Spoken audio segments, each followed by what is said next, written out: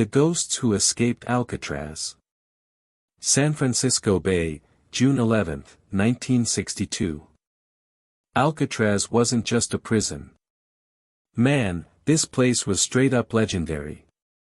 Sitting alone in the freezing waters of San Francisco Bay, surrounded by brutal currents and icy waves, Alcatraz Federal Penitentiary was built to crush hope. Folks called it the Rock, and once you got sent there, everybody figured one thing. You were never coming back.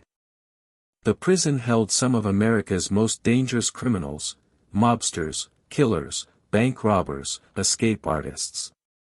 Guards watched inmates like hawks. Steel bars slammed shut day and night. The cold ocean around the island acted like a giant natural wall. People believed escaping Alcatraz was impossible.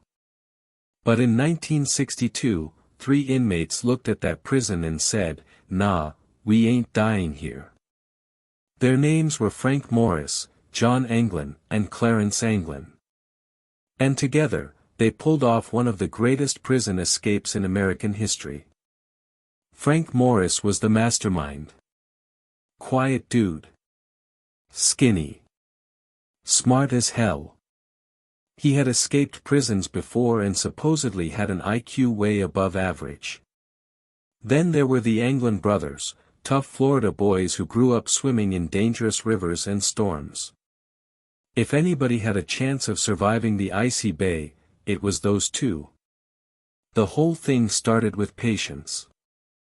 Every single night, while guards walked the halls, the men secretly chipped away at the vents behind their prison sinks. And here's the crazy part, they used stolen spoons and homemade tools built from junk around the prison. Yeah. Spoons. Bit by bit, they scraped through the walls. To cover the noise, they played music during recreation hours. Nobody noticed what was happening behind those cells. For months, the prisoners worked like machines. Sweat. Dust. Silence. Behind the walls was a hidden utility corridor the guards barely checked. Once the holes became big enough, the men could squeeze through them and move around unseen. But escaping the cells was only half the battle. The real problem was fooling the guards long enough to disappear. So the inmates came up with something straight out of a movie. Fake heads. Using soap, toilet paper, paint, and real hair stolen from the prison barber shop, they created dummy heads that looked shockingly real. They placed them on their pillows under blankets so guards doing nighttime checks would think the prisoners were asleep. And honestly, it worked perfectly.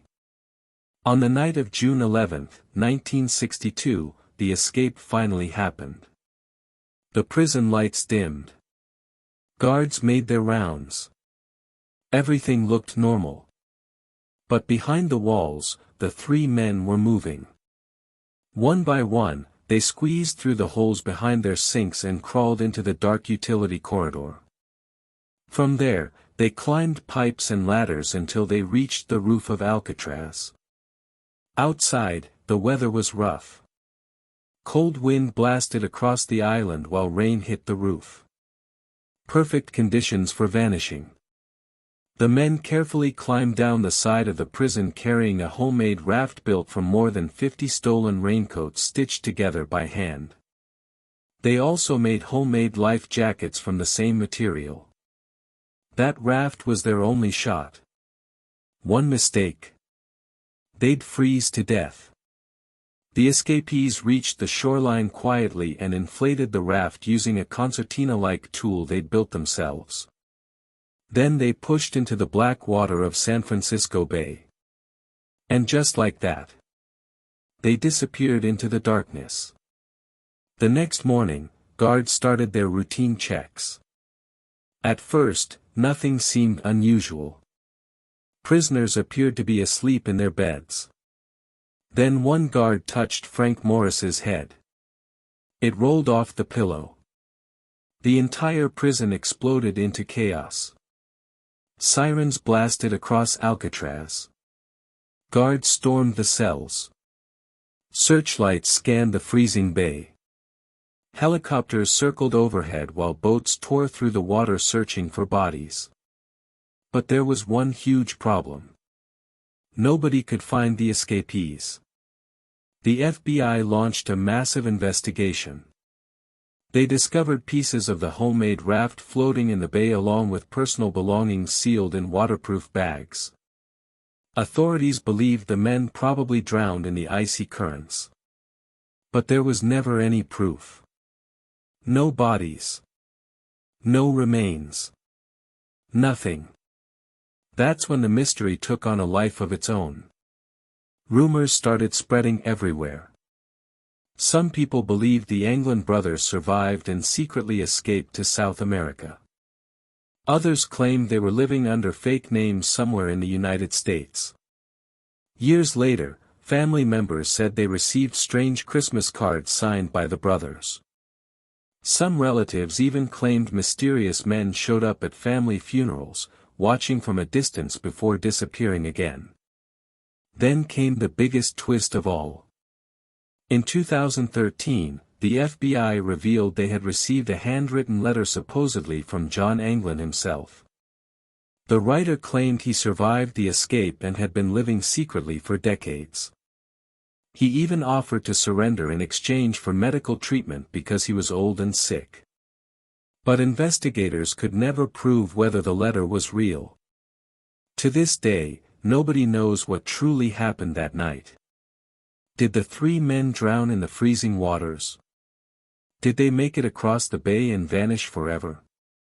Or did they actually beat the most secure prison in America? That mystery is what turned the Alcatraz escape into legend. Even now, more than 60 years later, Frank Morris and the Anglin brothers remain part of one of the greatest unsolved mysteries in U.S. history. 3 prisoners entered Alcatraz. Then one stormy night, they vanished like ghosts.